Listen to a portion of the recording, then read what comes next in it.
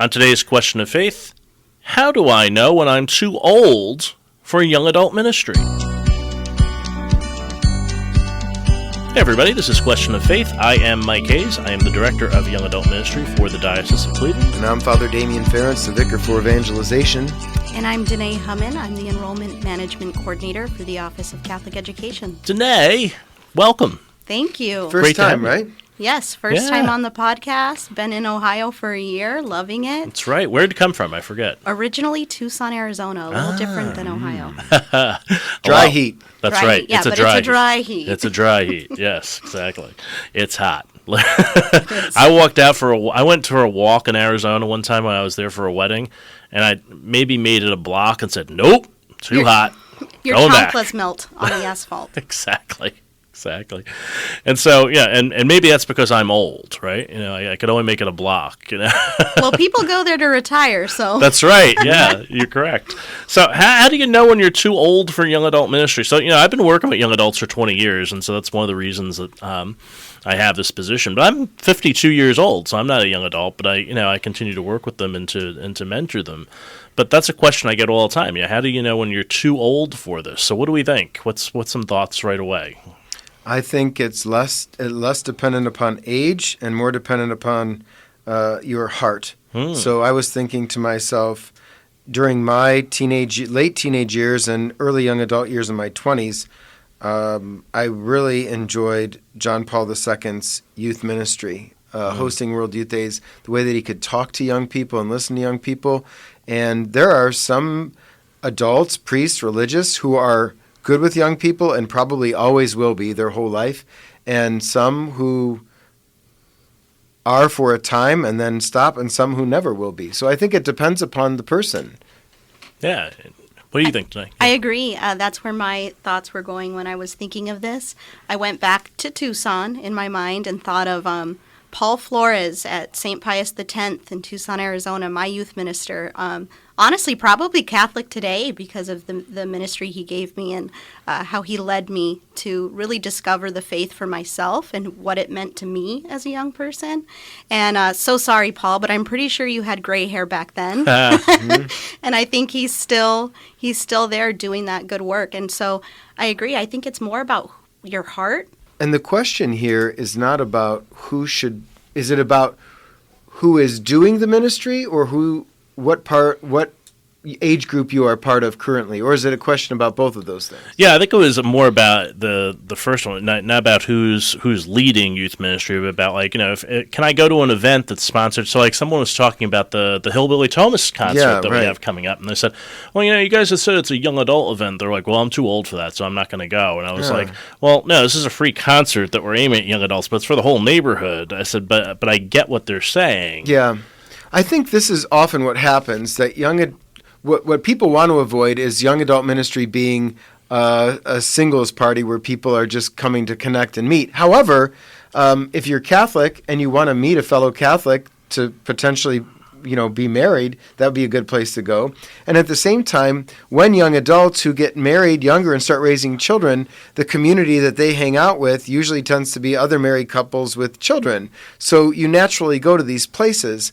But that doesn't mean that you can't come to other events. And it's good to have the different people from different ways of life coming together and learning from each other and being church together. So I think there is room for specification or specified ministries in the church. Obviously, we have a young adult minister right here. But also that it's not exclusive to young adults, because it's important for young adults to meet younger adults, and it's important for young adults to meet older adults. And so we are one church, but I think we don't want to pigeonhole. Yeah, I tend to think of it, so there are issues that come up, right?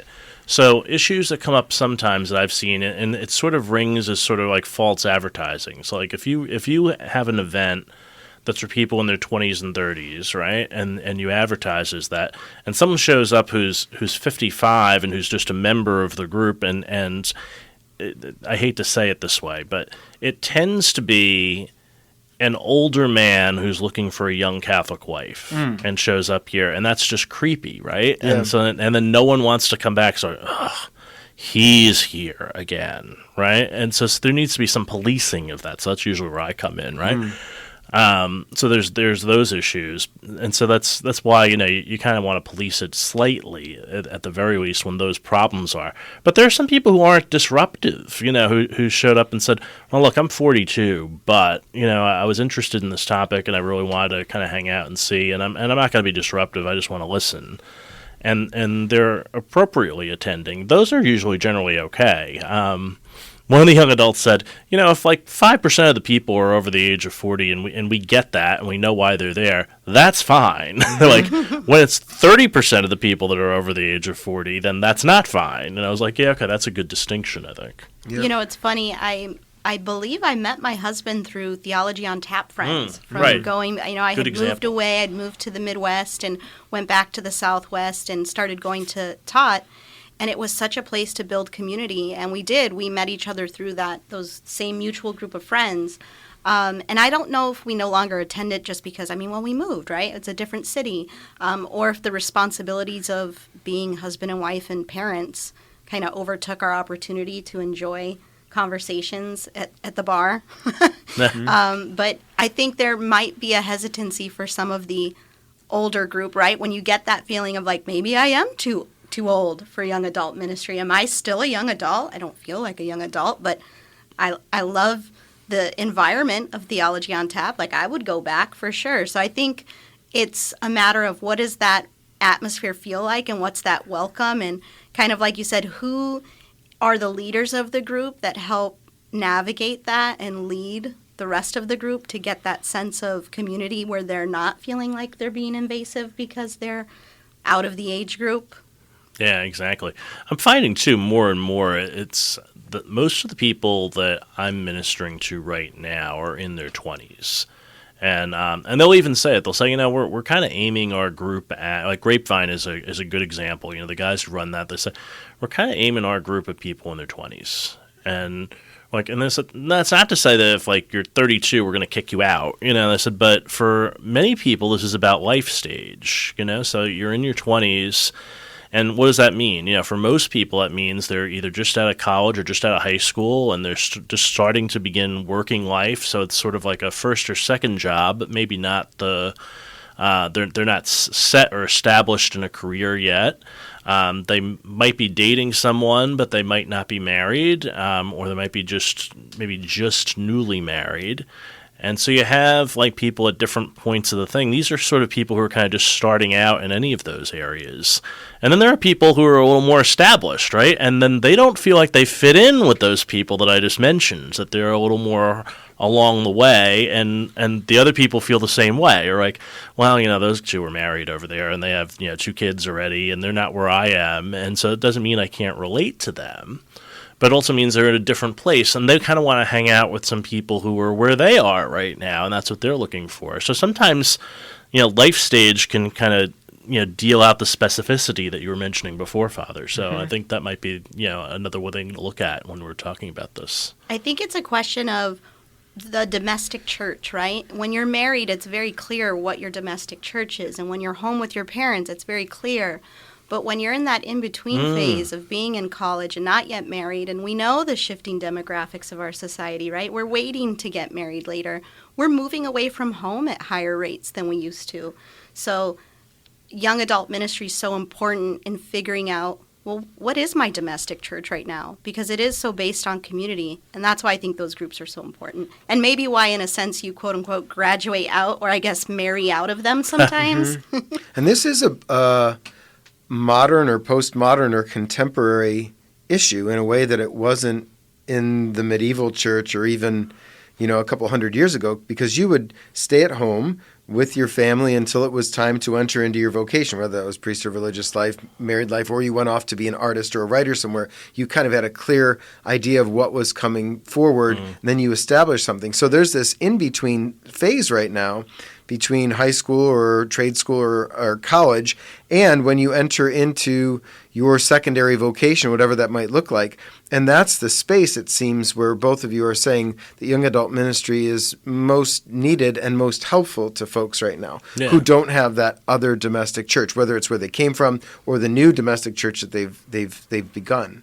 And when you don't have that domestic church at home, like if you're living alone or whatever, you're seeking companionship. You're seeking, you get lonely, right? You're living by yourself. You're like, oh man, especially if you've just moved to a new city and you're starting to learn to get to know people. And the church is a good way to kind of find those friends, find a new friend group or whatever. And people do this in other ways as well. But I found a lot of people are coming and saying, the gym is great. It's a great place to be. My neighborhood bar is great. It's a great place to be as well. But I kind of want to find a place where I could have like really serious conversation and where I know that there are people who want to talk about things at a deeper level than maybe they would at the neighborhood bar. Mm. And even a place where they can give back a little bit, where they could say, okay, is there a place here I could do some good service work and do that among my peers so I get to know people who are interested in some of the things that I'm interested in, and we can do those things together. So I think that's what young adult ministry does best. And so that's so aging out, I guess, is the question. It's not so much aging out; it's about finding your place and then knowing when it's appropriate that when the appropriate time is for that not to be your place anymore. Well, I'm no longer here, so I'm over here. So let me try to get some help and find the place that I need to be now that I'm married, now that I'm more firmly established in the career, now that I'm in a different place than I was when I was in my 20s, and it's apparent to me that I no longer have things in common with some of the younger people who are showing up at my young adult group. And we can help you find those places. Those are not hard to be. There are other ministries in your parish, other ministries in the diocese that you could take part in. Yeah, like many things in the life of the church, it takes self-awareness and prudence, right? So know where you are, who you are, and then where the Lord is calling you to go. Yeah, exactly. So one of the ways you can do this is you can go to a church, and Sagrada Corazon is one of those places that we're going to be doing 9 nights a night prayer at. Sacred Heart Chapel in Lorain County. Father Bill Thaden is the pastor there. It's got a wonderful community. 9 nights will be there in Spanish, all 9 nights, so that's going to be pretty exciting. I haven't been out there probably in about 20 years, but I was with him in El Salvador in 1999 when he was a missionary priest down there. So he's a good man, good friend. He's actually training to be a spiritual director currently, in addition to being pastor. Yeah. Well, I'll have a lot to talk about. I'm a trained spiritual director, and I've been to El Salvador. I'm going to sit down and talk with him now. This is great. Bueno. Maybe even in Spanish. I'm excited to join you guys. That sounds like fun. Yeah. Do you speak Spanish today? I do. Oh, you do. I hablo un poquito español, but I can kind of get by. Yo hablo español cada día en Tucson, pero aquí, not very much. Yeah. Yeah, exactly. So anyway, that's our church is done, and then the scripture for this week, the Good Samaritan story is this week. Who is my neighbor? That's a good question for young adults. That's a good way to kind of decide whether you're too old for young adult ministry, I think, too. Is like, well, who's my neighbor? Is this person a lot like me, or are they not like me? I'm still called to these people to be friendly with them and everything else, but maybe I'm not exactly where they are. So maybe I should move down the block a little bit and see who else is there for me to encounter. And a good question is, who is Jesus in the parable if he's in there? Is he the Good Samaritan, or is he the man in the ditch? I think that's a good one to contemplate. That's a good one to contemplate for sure. And as you're searching for, is this the right place for me?